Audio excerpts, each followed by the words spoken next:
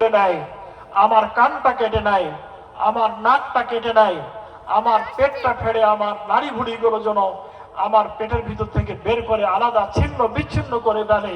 তুমি এইভাবে আমাকে শহীদ হওয়ার তৌফিক দান করো। এই সাহাবীর নাম হচ্ছে হযরত আব্দুল্লাহ বিন জাহাশ। আব্দুল্লাহ বিন জাহাশ রাদিয়াল্লাহু তাআলা আনহু, তিনি এইভাবে দোয়া করে জিহাদের ময়দানে নামলেন। তিনি শাহাদাত বরণ করলেন এবং তার শহীদ হওয়ার পরে কাফেররা তার 70 চোখ তুলে নিয়েছিল, কান কেটে নিয়েছিল, নাক কেটে নিয়েছিল, পেট ফেড়ে তার নাড়ি ভুড়িগুলো আলাদা পাশে ছড়িয়ে রেখেছিল। তার বন্ধু ছিলেন হযরত সাদ বিন আবি ওয়াক্কাস রাদিয়াল্লাহু তাআলা আনহু। তিনি তার দোয়া জানেন। ওহদের ময়দানে তিনি তার বন্ধুর দোয়া আল্লাহ কবুল করেছেন কিনা এটা জানার জন্য তিনি চলে যেয়ে দেখেন যেভাবে আব্দুল্লাহ বিন জাহাশ চেয়েছিলেন রব্বুল আলামিন সেইভাবে তাকে কবুল করেছেন। তার চোখ নাই, নাক নাই, কান নাই, তার পেটের ভুঁড়িকে ফেড়ে আলাদা করে রাখা হয়েছে। সাদ বিন আবি ওয়াক্কাস তিনি আল্লাহর কাছে বললেন যে আল্লাহ, আমিও দোয়া করেছিলাম কিন্তু আমার বন্ধুর এই দোয়া আমার মুখে আসে নাই। আমাকে পিছনে ফেলে আমার বন্ধু আব্দুল্লাহ বিন জাহাশ অনেক আগে জান্নাতে চলে গেছে।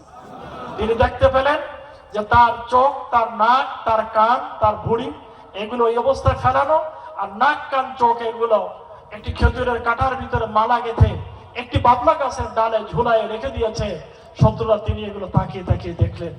যে জমিনে বন্ধুগণ এত হাজার হাজার শহীদরা তাদের রক্ত ঢেলেছে, এই খুন রাঙা পথ গোটা বাংলাদেশ রক্তে লাল হয়ে গিয়েছে। আপনার আমার এক ফোঁটা রক্ত এটা পবিত্র, কিন্তু আমাদের ছোট তরুণরা জীবন দিয়েছে। হযরতে মাওলানা সাইদি সাহেবের মতন সোনার মানুষ, পৃথিবীর সেরা মানুষ, আপনার আমার কলিজার টুকরা, এই লোকটিকেও তোমরা বাদ দিতে পারো নাই। তাকেও তোমরা হত্যা করেছো জেলখানার ভিতরে তিলে তিলে বিষক্রিয়ার মাধ্যমে। তোমরা এত নিষ্ঠুর, তোমরা এত জালেম, তোমাদের এই জুলুমের রক্তের বন্যায় তোমরা এখান থেকে ভেসে চলে গেছো।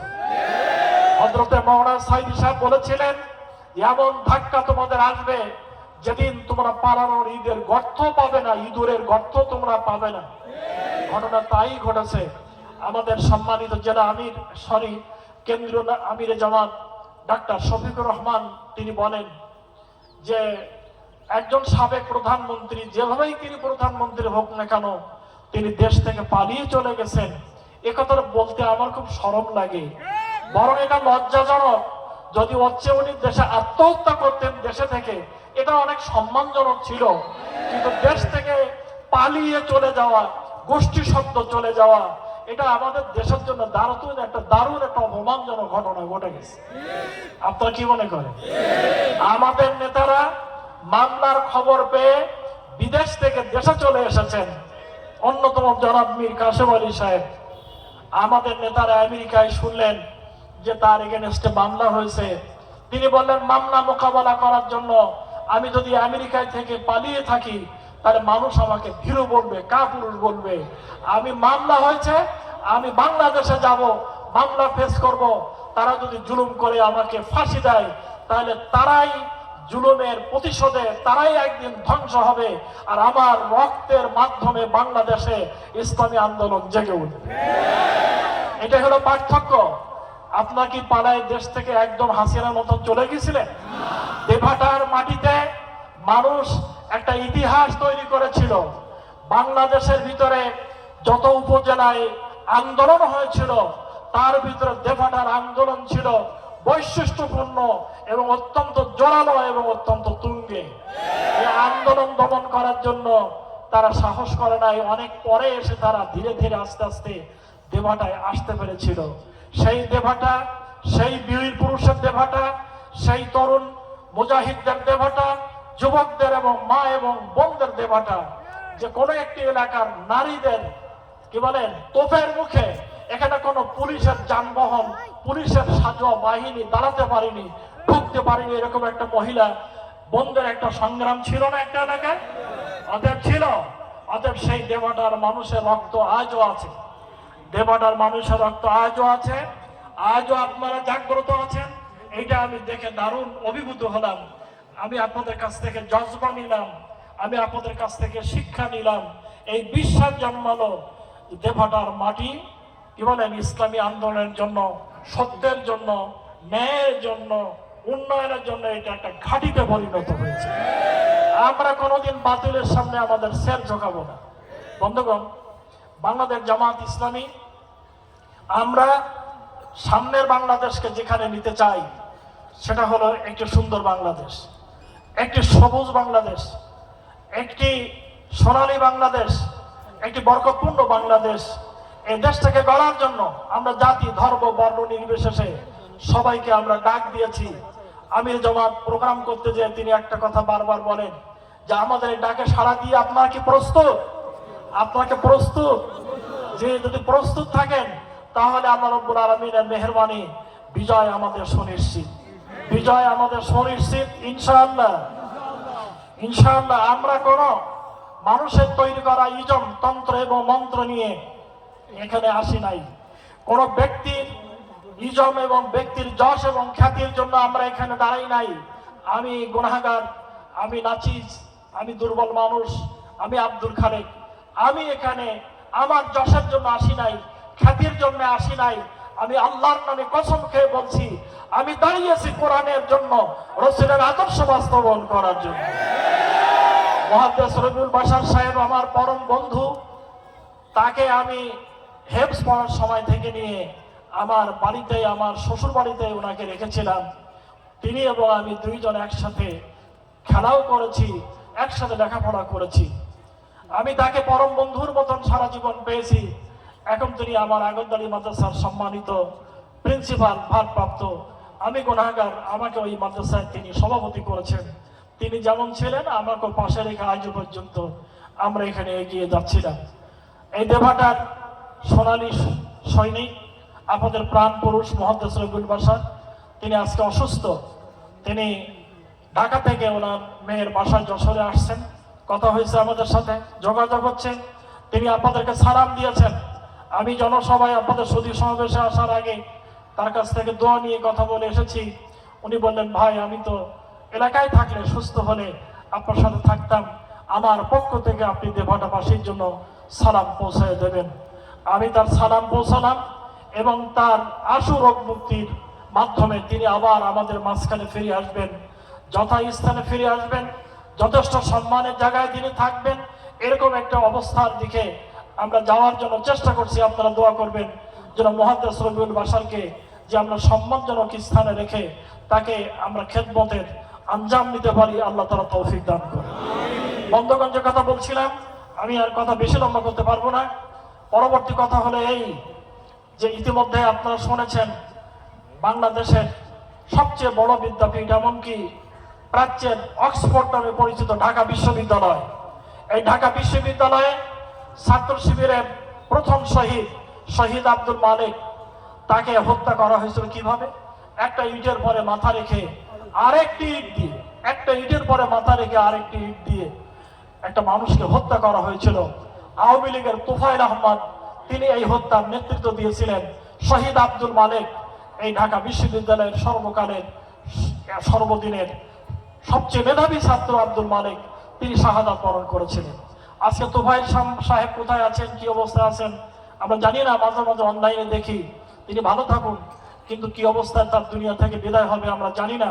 আর শহীদ মালিকের সেই পতাকা আজকে ঢাকা বিশ্ববিদ্যালয়ের মাটিতে উড্ডীন হয়ে ছাত্র শিবির সেখানে বিজয়ের বেশে আজকে মাথা তুলে দাঁড়িয়েছে। ঢাকা বিশ্ববিদ্যালয়ের ডাকসু এখন ইসলামী ছাত্র শিবিরের নেতৃত্বে, আলহামদুলিল্লাহ। এরপরে জাহাঙ্গীরনগর বিশ্ববিদ্যালয়ে আল্লাহ তাআলার মেহেরবানি, সেখানে ইসলামী ছাত্র শিবির বিজয় হয়েছে। একটি পথ তারা ষড়যন্ত্র করে যে জাতমান তো থাকে না, সবই তো শিবিরের কাছে চলে যায়, একটা পথ অন্তত আমাদের জন্য ছাড়েন, যাই করে দুষ্টমি করে একটা পথ কেড়ে নিয়ে সেখানেও ছাত্র শিবির বিজয় লাভ করেছে। অতএব এই লক্ষণগুলো কিসের? যে সামনে কি বলেন ডগমগ করে একটা সূর্য দেখা যাচ্ছে, যে সূর্যের ভিতরে আল কোরআন দেখা যায়, যে সূর্যের ভিতরে রাসূলের হাদিস দেখা যায়, যে সূর্যের ভিতরে সুন্দর কি বলেন বাংলাদেশ দেখা যায় কোরআন এবং সুন্নাহর ভিত্তিতে। সেই সূর্য আপনাদেরকে তুলতেই হবে। ওই সূর্য মেঘের ভিতরে আমরা থাকতে দেব না। এই সূর্যকে বাংলার আকাশে আমরা কি বলো উজ্জ্বল এবং দেদীপ্যমান মাস আকাশের সূর্য হিসেবে তুলে এই বাংলাদেশকে সোনার বাংলাদেশ আমরা করতে চাই। এটা অত্যন্ত সম্ভব। যে দেশের মানুষ রক্ত দিতে জানে, যে দেশের মানুষ দিনের জন্য, ইসলামের জন্য শহীদ হতে জানে। আজকে রুহুল আমিন আমার সামনে আসছিল, আমি রুহুল আমিনদের বাড়ি যে রুহুল আমিনের স্ত্রীর কাছে শুনলাম যে তুমি বৌমা, তোমার স্বামীকে একটা সুঠাম দেহ, একটি সুপুরুষ, একজন ভালো ফুটবলার, এরকম একজন ছেলেকে তুমি বিয়ে করেছে। তোমার স্বামী আজকে পঙ্গু, সে খোড়ায় খোড়ায় চলে, লাঠি লাগিয়ে চলে, কখনো মেজের পরে হাসরাতে হাসরাতে চলে। এই স্বামীকে দেখে তোমার বেদনার সৃষ্টি হয় না? তার ওয়াইফ আমাকে তার বাপ এবং মায়ের সামনে বলেছিল যে আমার স্বামীর এই ত্যাগের জন্য আমি গর্বিত, আমি এর জন্য আমি অহংকার বোধ করি, এর জন্য আমার কোনো পেরেশানি নাই। যে দেশের জীবন্ত শহীদদের স্ত্রীরা, মা এবং বাপেরা এরকম কথা বলতে পারে, সে দেশের হাজারো মা তার সন্তানকে কোরবানি দেওয়ার জন্য প্রস্তুত, হাজারো বাপেরা তার সন্তানকে কোরবানি দেওয়ার জন্য প্রস্তুত। কিসের জন্য? যে দেশে কোরআন কায়েম হোক। কোরআন কায়েম করলে কি হবে? কোরআন কায়েম হলে এদেশ মানুষ, খেটে খাওয়া দিন মজুর, এদেশের গরিব দুঃখী মানুষ তারা সুখ পাবে এবং তারা শান্তি পাবে। আমরা আরামে আয়েশা দুনিয়ার জীবন পার করতে পারবো। পরকালে মুক্তির জন্য একটা নাজাতের পথ আমরা দুনিয়া থেকে খুলে যাবে। বন্ধুগণ, দেবহাটার উন্নয়নের জন্য আলম ভাই কথা বলেছেন, আমি উপজেলা আমিরের কাছ থেকে শুনে নিলাম। এই রাস্তাটি হলো এখন আমাদের বিস্ফোরণ। আমরা ঢাকাতে ক্যাবিনেট সেক্রেটারি সাহেবের সাথে কথা হয়েছে। আমি গত কয়েকদিন আগে দেবহাটা আমাকে আসতে হবে, দেবহাটা রাস্তাঘাটের খতিয়ান নেওয়ার জন্য আমি এলজিডি এবং রোডস অ্যান্ড হাইওয়েজের এক্সিকিউটিভ ইঞ্জিনিয়ার যিনি আছেন তাদের কাছে গিয়েছিলাম। রোডস অ্যান্ড হাইওয়েজের ইঞ্জিনিয়ার সাহেব বললেন যে সাতক্ষীরা থেকে নিয়ে ভেটখালি পর্যন্ত এই রাস্তাটি 6 লেনে 3 পথে যাবে এবং 3টা রাস্তা থাকবে যাওয়া আসা। 6 লেনে এই রাস্তাটি গভর্নমেন্ট এটা বাজেট করেছে। ইতিমধ্যে প্রাথমিক কাজ শুরু হয়েছে আপনার শ্যামনগর থেকে, এবং আমরা আশা করছি ধীরে ধীরে আমরা এই রাস্তাটির কাজ 6 লেনে সাতক্ষীরা পর্যন্ত আমরা এটাকে শেষ করতে পারবো ইনশাআল্লাহ। অর্থাৎ 6 লেনের রাস্তা মনে হয় সাতক্ষীরা আর একটাও নাই। এই রাস্তাটা যদি আল্লাহ তাআলা কবুল করেন, উনি বললেন যে রাস্তা গৃহীত হয়েছে, এক্সিকিউটিভ ইঞ্জিনিয়ার সাহেব বললেন যে রাস্তাটি পাস হয়েছে, এখানে ওয়ার্ক অর্ডার হয়েছে, কাজের সূচনা হয়েছে, এই কাজ এগিয়ে যাচ্ছে। দেবহাটার জন্য আরো যত সমস্যা আছে আমি ফাইল নিচ্ছি। আমরা এখন যে অবস্থায় আছি এই অবস্থাতেই আমরা বসে নেই, এই অবস্থাতেও আমরা বিভিন্ন প্রকল্প প্রজেক্ট নিয়ে আমরা আমাদের উপদেষ্টা মন্ডলীর কাছে যাচ্ছি, আমরা আমাদের জেলা প্রশাসনের কাছে যাচ্ছি, আমরা মিনিস্ট্রিতে যাচ্ছি, সচিবদের কাছে আমরা যাচ্ছি, যে আমরা এগুলো দাবি করছি এবং সমস্যার কথা আমরা তুলে ধরছি। এই জন্য আমরা আশাবাদী। এটা তো চাটার দল না, কি বলেন? এটা ডাইনে চর, বামে চর, সামনে চর, পিছনে চরের দল না। এরা রড খায় না, কি বলেন? এরা গম খায় না, এরা বালি খায় না, রাস্তার পাথর খায় না। এদিকে কার্পেটিং হয়, পিছন দিক থেকে ভারী খড় ধুয়ে ওই খানার ভিতরে, গর্তের ভিতরে চলে যায়। অতএব জামায়াত ইসলামীর কাজী শামসুর রহমান তিনবার এমপি থেকে প্রমাণ করেছে একটা সূচের আগ্রহ পর্যন্ত, একটা টাকা পর্যন্ত হারাম তিনি স্পর্শ করেন নাই। এমপি আসাদ সাহেব বাড়িতে বসে একটি গেঞ্জি গায়ে দিয়ে চটা সাজতেছেন ঘরের গোলপাতার চাল ছাওয়ার জন্য, তখন উনি এমপি আসাদ সাহেব। এখন উচ্চপদস্থ সরকারি কর্মকর্তারা ঢাকা থেকে এসেছেন ওনার সাথে সাক্ষাৎ করার জন্য।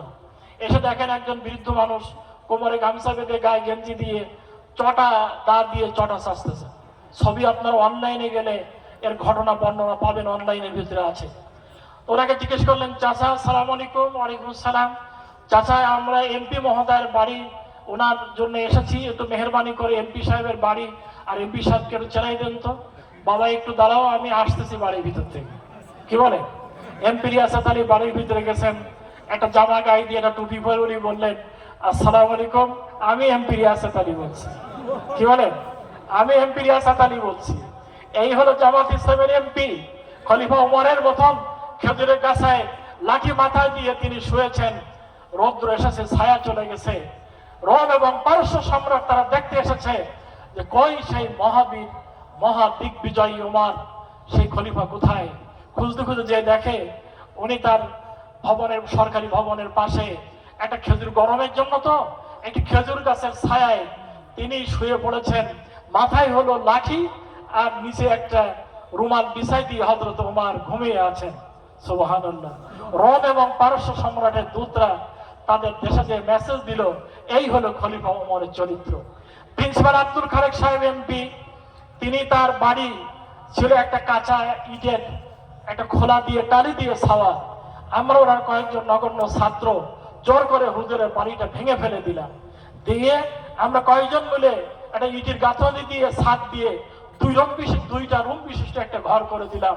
পুলিশ এটা বুলডোজার দিয়ে আংশিক ভেঙে দিয়েছিল, তার প্রাচীর এবং রান্নাঘর ভেঙে দিয়েছিল। এই প্রিন্সিপাল আব্দুল খালেক সাহেবকে জনগণ দেখেছে, কাজী শামসুর রহমানকে দেখেছে, এমপি ইয়াসির সাহেবকে দেখেছে। অর্থাৎ জামাত ইসলামী আপনাদের সাথে পরীক্ষিত রাজনৈতিক দল, শুধু কথা দিয়ে না, তাদের কাজ দিয়ে প্রমাণ করেছে। আর আগামী দিনে যদি কাজের জায়গায়, আইন প্রণয়নের জায়গায় আমরা যেতে পারি, তাহলে এই পার্লামেন্টে জামাত ইসলামী প্রমাণ করবে জামাত ইসলামী যোগ্যতার স্বাক্ষর রাখতে জানে, দেশ গড়তে জানে, বেকার যুবকদের চাকরি দিতে জানে, এখানে বৃদ্ধদের বৃদ্ধ ভাতা দিতে জানে, মা বোনদের সম্মান দিতে জানে, তাদের ভাতা দিতে জানে।